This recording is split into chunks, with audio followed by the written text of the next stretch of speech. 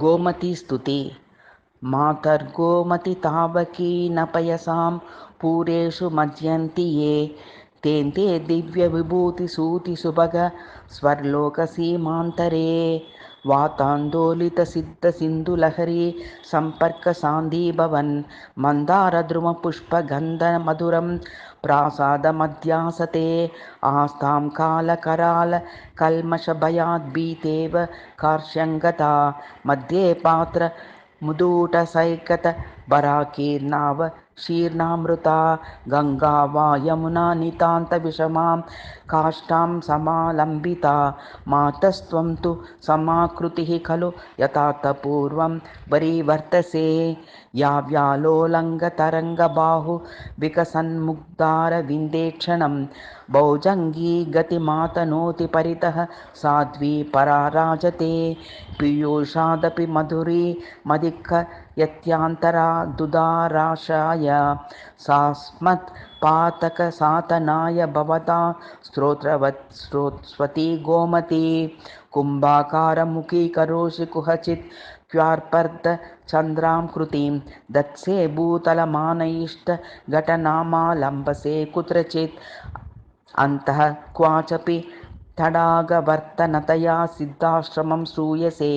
मातर्गोमति यात भङ्गिविधया नानाकृतिर्जायसे रोदो भङ्गिनिवेशनेन कुहचिद्वा पीयसे क्वाचत्युत्तालतटाधराम्बुकलया कृपायसे पूयसे मातस्थिरसमत्वः क्वचाद्यपां गतार्यसे त्रायसे कुत्रापि प्रतनुस्पदेन सरितो नालीयसे गीयसे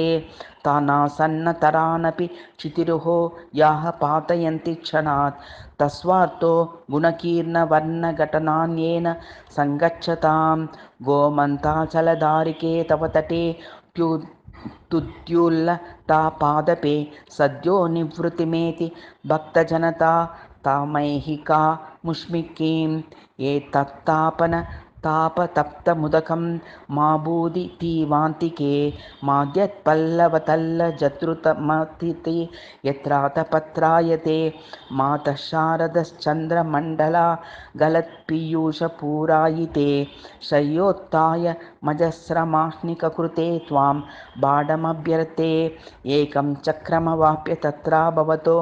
दाक्षायणी वल्लभात् देवो दैत्यविनाशकस्त्रिभुवने स्वास्थ्यं समारोपयत् त्वच्चक्रं त्वयि भासतेऽपि बहुधा निश्चक्रं पहोपः यत्त्वं दीव्यसि तत्तवैषमहिमा चित्रायते त्रायिणी ये गोमती स्तुतिमिमां मधुरां प्रभाते सङ्कीर्तयेयुरुभक्ति रसाधिरूढाः तेषां कृते सपदि सा शरदिन्दुकान्ति कीर्तिप्ररोहविभवान् विदधाति तुष्टा।